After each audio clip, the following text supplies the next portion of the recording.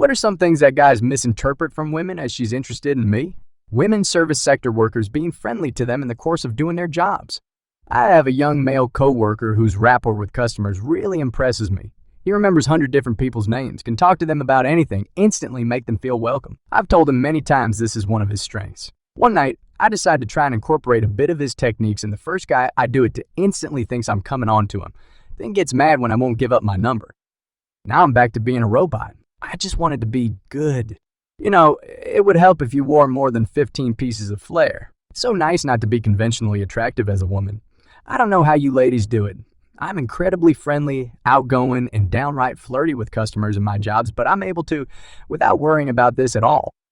I know 99 of guys won't be interested if they did misinterpret my friendliness, so it's really nice. I call it ugly privilege. Ugly privilege gets me a lot of great things in life. Ugly privilege. I hear someone calling me. I remember reading a post on Reddit a long while ago about some guy who was having problems booking a plane ticket and used the website's chat feature to try to solve the issue. He became convinced that the woman answering his messages was flirting with him because she used a smiley face emoji and didn't exit the conversation once the issue was resolved. Having worked in places like that, we were told not to be the one to exit the conversation first in case the customer has an additional query that they forgot to mention. This guy missed her and wondered if she was thinking about him too. The answer is, she absolutely is not. Wow, wow, wow, what a beautiful haiku. I used to live with someone who was one of these chat peoples. Never anything sexual, just legit customer service. They worked for an overall chat company that serviced a number of companies, banking stuff, shopping sites, art valuation, etc. One was a ladies' clothing site. My friend's chat persona and name was female. I think it's kind of assigned randomly when you start. And if it's for a female, targeted company, like women's clothes or underwear, it was always a female chat name. I remember watching my mate work from home and doing sales returns on Bras Sandra. My friend is a man. There's a very good chance this guy posting was chatting to a bald, bearded dude with a female chat name, like many people did with my friend. That's hilarious.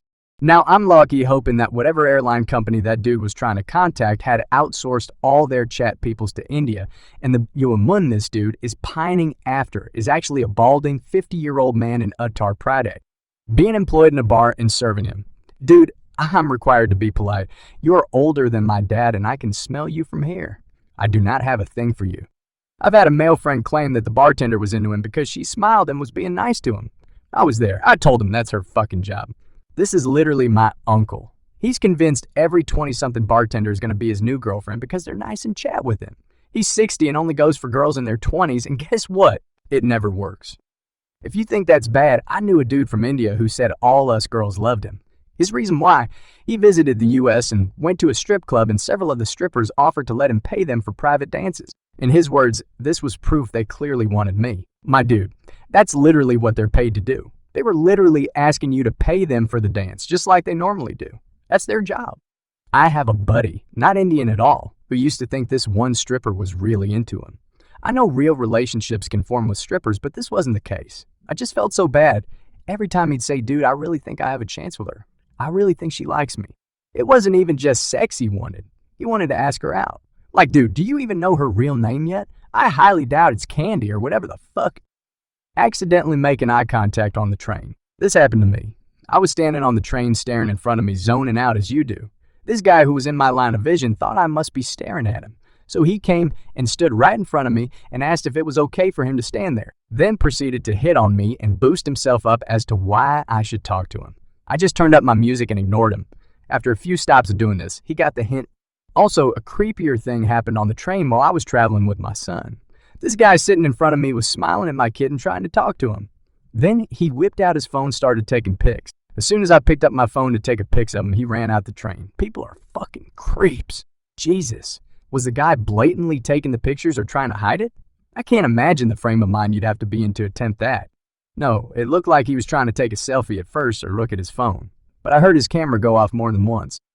That's when I grabbed my phone and texted my husband under the stroller, telling him what was happening and asking what should I do, because I don't want this guy following me or starting a scene or anything like that. My husband suggested to take a pic of him and go to the cops in the train station. So as I picked up my phone to just that, the train stopped and the guy jumped off the train. It was so creepy and strange. I was 16 and working at a horse barn. One of the ultra-rich ladies had a houseboy. That's what she actually called him, Ong. That would come and assist her at the barn with whatever she needed. His car wouldn't start one day. I offered to give him a jump start. It didn't work because there was something else wrong with the car. Oh well, that's the end, right? He started calling every day. First to thank me for being so nice, then just to talk. I would get off the phone as soon as I could, but I didn't want to be rude, right? He asked me how old I was. I told him the truth, that I was 16, thinking that would set him straight. It didn't, and he cheerfully told me he was in his mid-30s. It was with a tone of like, oh, you like chocolate. Well, I like vanilla. Isn't funny that we are different yet get along so well. And yet, he kept asking me out on dates. I would try and politely refuse. Again, don't want to be rude, do I? I kept emphasizing I was still in high school and had little time for dates. He asked me if he could take me to prom. I started to get scared then. I couldn't for the life of me figure out why this mid-30s guys wanted to be with a 16-year-old loser with a curfew. Wouldn't older women who, didn't live with their parents be much more appealing? But he kept calling.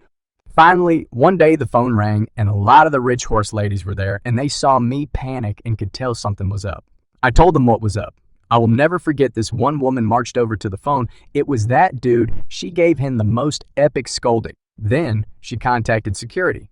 This place was very fancy with security gates and had him banned from the premises. She also followed up with the lady who he was working for and told her all about it. After she got off the phone with him, she sat me down and gave me a serious talking to about how to handle this shit in the future that has served me very well in life. I really appreciate those rich horse ladies for teaching me how to stand up for myself. Yeah, rich horse lady, it's rough to be taught to be polite and nice, sugar and spice and everything nice, then be pushed out into the scary world where that behavior can get you hurt. Let's hear it for the older women who show us the ropes. I tried to pay for my coffee. He worked at the coffee stand. It was weird. Apparently being polite whilst ordering my beverage meant it was a green light to try and ask for my number and then lean over the bloody counter and kiss me on the cheek as I was about to walk away. I was 19 at the time and had no clue what was happening. What the fuck? Who tries to just kiss someone? I worked with some bearded hipster sack of shit that did this all the time. He got fired eventually for a multitude of reasons. If he is really interested in me, then almost anything I do can be misinterpreted. Laughing when they say something funny. Being physically close even if it's because we're in a small space with lots of other people and it can't be avoided. Smiling just like I do to other people. Just generally being a friendly person. It's just treating them like I treat other guys I'm friends with, but those guys won't take these things as signs I'm interested in them because they aren't hoping for signs that I'm interested. This is the main reason I won't ask out acquaintances, co-workers, or friends. I stick to strangers or Tinder matches because I know I'm guilty of this exact thing and I really don't want to put someone in a position that they have to either try to let me down easy or shoot down one of their friends. I'm trying to figure out if it's sad that the new norm in society is never ask out anyone you didn't meet specifically for that purpose. I mean, I guess it leads to fewer awkward situations, but isn't it like draining all the spontaneity out of love? More stories on the channel. RedStore.